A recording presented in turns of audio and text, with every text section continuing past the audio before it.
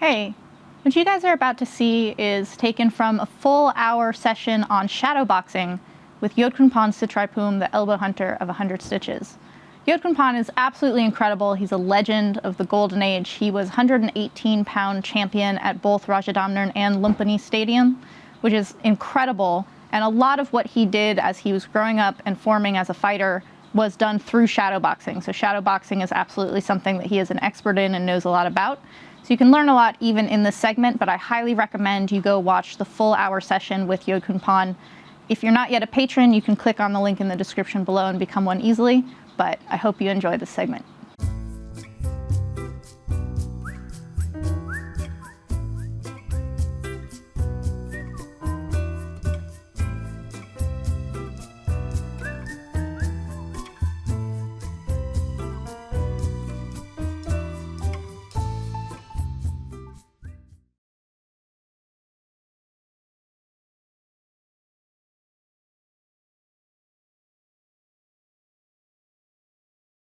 So shadowboxing really created and formed Yodkhunpon. He's one of the most ruthless fighters I've ever seen. Again, he's the elbow hunter of 100 stitches.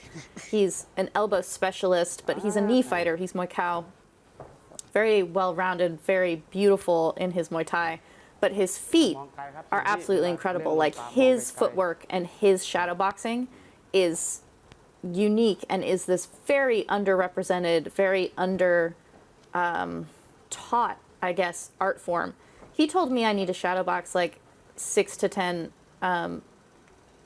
rounds a day, which is actually really hard. So this is learning how to do that. Is this hour-long session with Yodkhunpon is how to learn how to shadowbox. So one thing to point out is that Yodkhunpon says you throw with full power, like you throw hard in shadowboxing. It is not this light, like I'm just kind of warming up. You're fighting an invisible opponent with all of your might. Very, very important to this kind of shadowboxing, and really all shadowboxing, is visualizing your opponent. So he yells at me a couple of times in this session because he can see that my eyes are not focusing on anything. Like, I'm not picturing an opponent, so he's like, see them. I stare at the floor. So I'm asking him, when he kicks, does he go all the way around, or does he control the kick? That would affect an opponent, determines where I move next and what thing I throw next. So you're kind of going with what you want to throw, but you're also kind of like being determined by where the opponent would naturally go. Look at his elbows, how they kind of come out to the side when he's throwing his knees. Yodkhunpon was the first person to teach me not to lean back on knees. And this is so that you can throw them again. And in Thai, it's called burn, when you like throw high repetition of one thing. So like 50 kicks or like a bunch of knees, it's called burn. You cannot burn by leaning back, but you have to balance yourself. And he does it with his elbows coming out. See how he goes across his body? Diesel Noi does that too.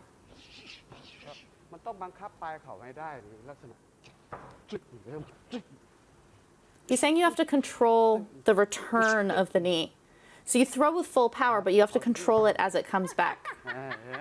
He's making fun of me.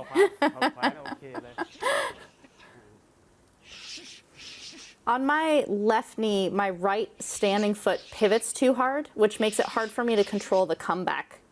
He'll chastise me about this a couple of times, but if you watch his feet, he kind of steps to the side rather than super pivoting to the side, but he has total control in the air of his knees and his elbows because he doesn't overturn his feet. Balance myself or something, that'll just kind of go away. That gets like dusted off. It's like archaeology, just kind of with the brush, you're like getting rid of that as you shadowbox more and more. See this relaxation in how he moves. He's naturally southpaw, but he switches, and he often goes with me orthodox, so it's cool to see him when he goes true southpaw. He's just like so beautiful. So I'm explaining to him my understanding of this visualization of your opponent. I'm like, you have to think, if I teep my opponent, did they go back or did they stay where they are? If they go back, you have to follow them.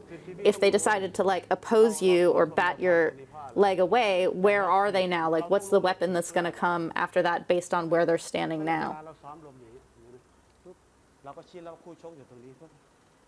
He's showing how you visualize.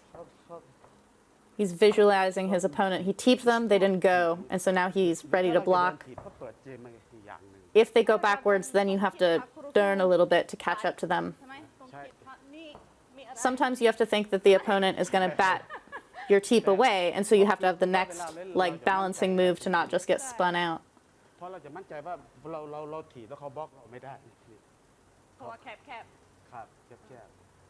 He's saying that if you have this close range teep, you can have confidence that they can't really bat you out of the way. See how he caught my leg, but he can't like push me out of the way. So he's showing me the context of raising his leg like this to stop someone from teeping you or to fake the teep. But he'll do that in shadow. Now he's doing it in shadow. He just showed it in context of me standing in front of him so that we understand, but now he's doing it in shadow. You do all of this in shadow. And getting someone into the corner.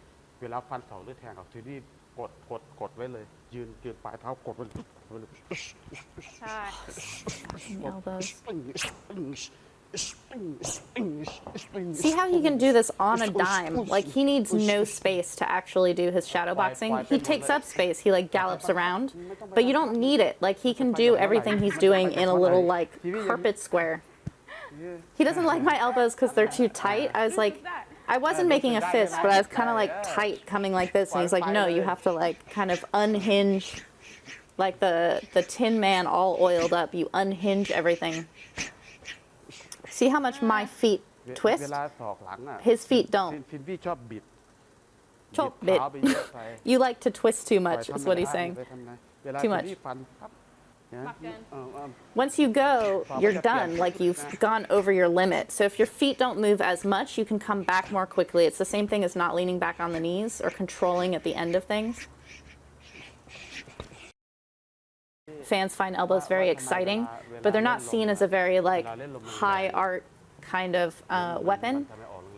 The way he does it is samurai. It's beautiful.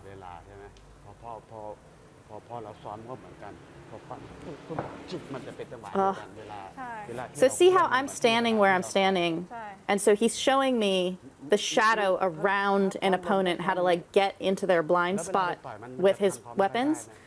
He's southpaw, so against an orthodox fighter, his front hand is just going to go kind of over their front hand.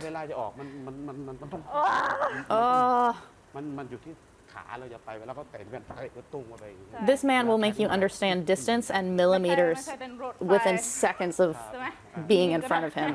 He's terrifying.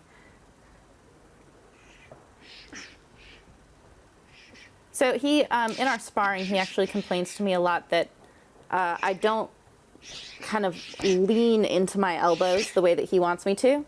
I do this partially because I have a fear of invading that space unconsciously. It's also because I'm not trying to actually slam him 100% with my elbows. He's like, fucking do it. He's like, hit me with your elbows. We wear elbow pads and hit each other with elbows. But so you really want to like lean into it, but you have to do that in your shadow boxing. Like see how when he's doing it, he does this kind of like, in Thai they call it goom. It's your chest, it's like hunching. Yun tang. Yun is to stand, tang is to knee. He's like, you have to stand where you're at and just keep kneeing. Like in shadow, plant your foot and just burn the knees. See how you can do this in like a phone booth? Metongchap means you don't have to grab the opponent. So these repeated knees don't require you to grab the neck or grab the arms. They're not clinch knees. They're like repeated knees with like basically your arm just blocking people's guard. Like this. So because he can control his posture, Yun, standing, and because he can control his knees coming down, we can stand in that distance with each other and trade knees like that. Because he's like, my knee goes, I come down, I take one, my knee is ready to go again. And so it basically becomes like the who quits first. And he's not going to quit first. He's got like 50 knees for every 2 that I can throw.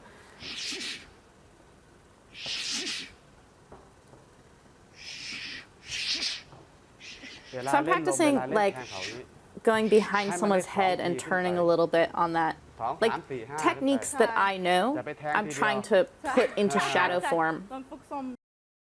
And you come back, that's it, that's all you have. You want to burn as much as possible to calibrate your technique, because if you can throw 3, your balance is really good. Like each one is going through its complete range of motion much better than if you're throwing a single shot. Even if you end up throwing only 1 in a fight.